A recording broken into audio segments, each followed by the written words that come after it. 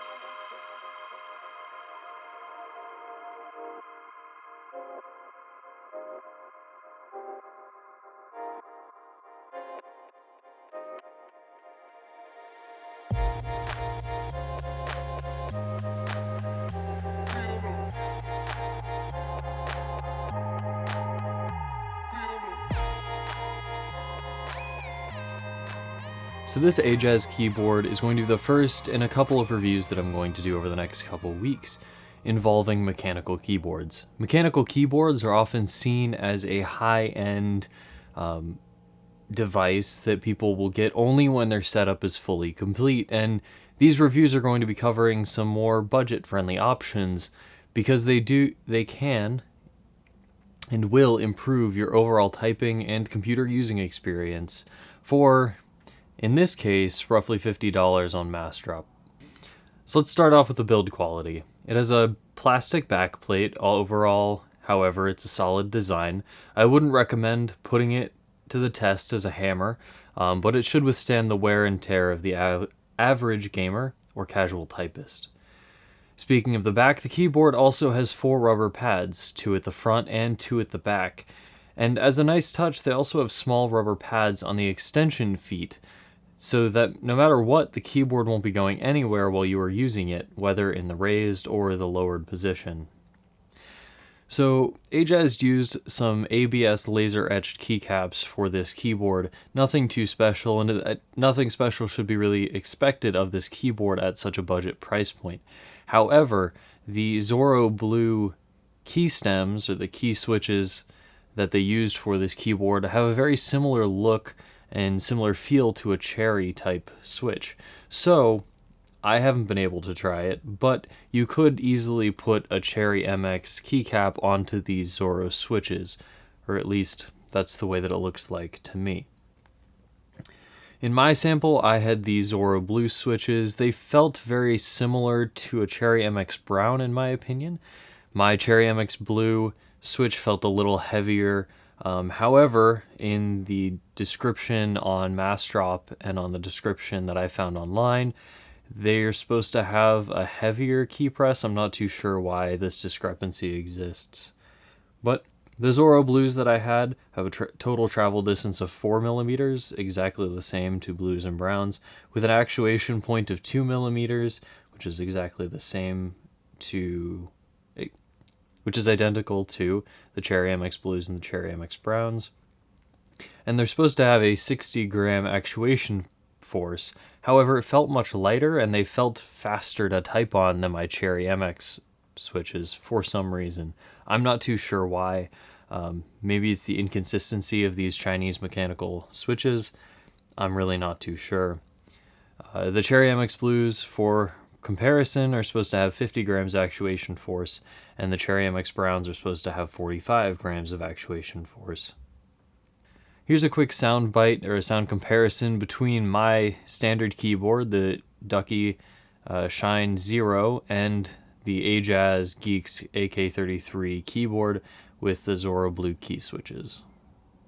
By the way, the following soundbite has been recorded on our little new audio setup, recorded through it in Audio-Technica AT8097 microphone into a Tascam DR60D Mark II recorder.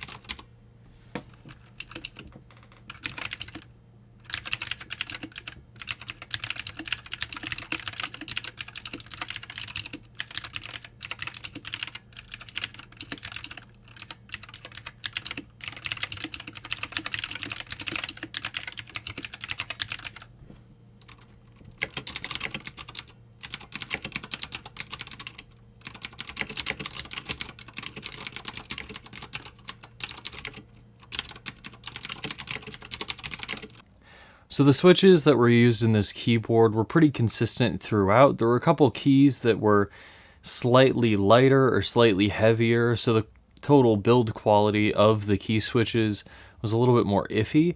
However, it wasn't a big deal for me, and the differences were so minor that it really didn't impact my overall typing experience that greatly. Now, this keyboard does have a white backlight, and it can get incredibly bright or fairly dim depending on which of the three settings you have. And between those three settings, I believe that anyone will be able to find a comfortable point for them in any sort of lighting scenario. Unfortunately, there are no extra features like RGB lighting, wave patterns, or a basic breathing mode for the LEDs, but these types of things shouldn't be expected at this price point. Again, it is a roughly $50 mechanical keyboard, which mechanical keyboards, at least in today's day and age, you would have to spend between $100 and $150 to get a good quality, best bang for your buck mechanical keyboard that has some of those fancy features and also has a bit of a better build quality. The keyboard connects to the computer via a roughly 2-foot long detachable USB Mini B connector with gold plating on both sides. It's a USB-A to USB Mini B. I would have liked to see a bit of a longer cable, but since it's detachable, a longer replacement could have easily been purchased. The 2-foot long cable wasn't an issue with my setup or with my brother's setup. However, it might be an issue with somebody that has the computer, say, a few feet away from them or in another room potentially. Overall, I had a great experience with this keyboard, and I highly recommend it to anybody looking to get into the mechanical keyboard space or looking to test mechanical keyboards without fully diving into, say, like a Corsair or a Ducky or maybe even a DOS mechanical keyboard, the more expensive varieties. So thank you for watching this video. If you have any comments, please leave them in the comments section below. Hit that like or dislike button, depending on your feelings. Hit a like button if you think you're going to pick up the keyboard, and hit a dislike if you think you're going to avoid it for now. But if you hit that dislike, leave a comment down below letting us know either one, what we could do better for this video, or two, what kind of keyboard are you going to be going for over this AJAZZ Geeks mechanical keyboard. Thanks so much for watching. All of your support has been fantastic, and we look forward to seeing you in the next one. See ya.